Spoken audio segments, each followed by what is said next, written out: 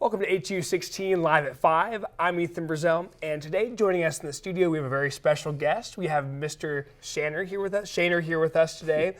We appreciate you joining us today. Well, thanks. Good to be here. Mr. Shaner is an advertising professor here at Harding University, and we today are going to talk a little bit about Valentine's Day. It's Valentine's Day today, and we want to talk a little bit about the impact that Valentine's Day has on advertising and marketing. You go to a store any day leading up to Valentine's Day, and all you see are those chocolates, teddy bears. It's very integrated.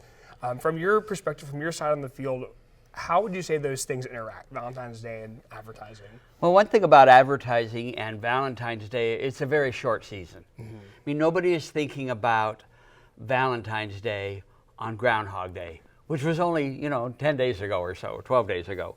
And so it's got a very short window. Also, the day after Valentine's Day, it just drops like a rock off a table. I mean, there's nothing after that. And so there is a short window.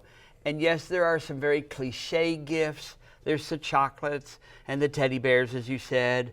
And I think one of the funniest things to do on Valentine's Day is go to Walmart the Valentine's Day morning and look at the horde of men swarming around the cards, frantically trying to find one.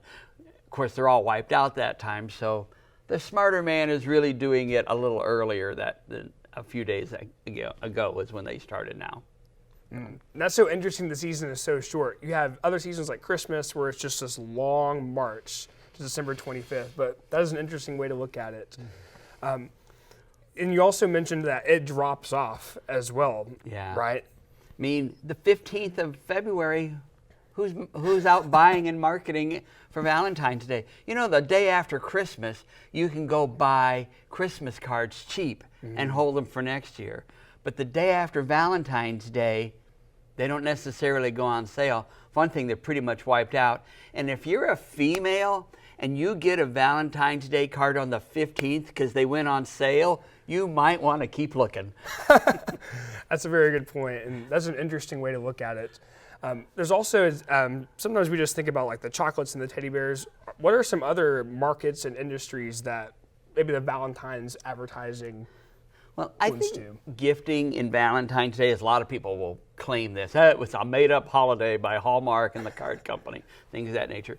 But gifts for Valentine's Day vary as much as the people and the couples, particularly the older the couples get, perhaps the less expectations they have for actual physical, tangible gifts.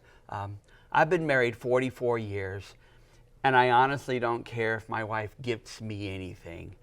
I want to go to bed at night and put my head down next to her and wake up in the morning and find her there. And that's the best gift I have for Valentine's Day and for love and for marriage. And I think she feels the same way. However, if you're a male, never take that for granted and always have something. Even if she says, don't get me anything, get her something anyway. If she brings something out, then you're prepared. You can pull yours out. But never go by, well, I didn't think we were getting anything for each other this year. That's always a recipe for disaster. Mr. Shaner, that's some excellent advice, and maybe many of us should take that advice. Mr. Shaner, thank you so much for joining us today and your insight. We appreciate having you. Good to be here. Thank you.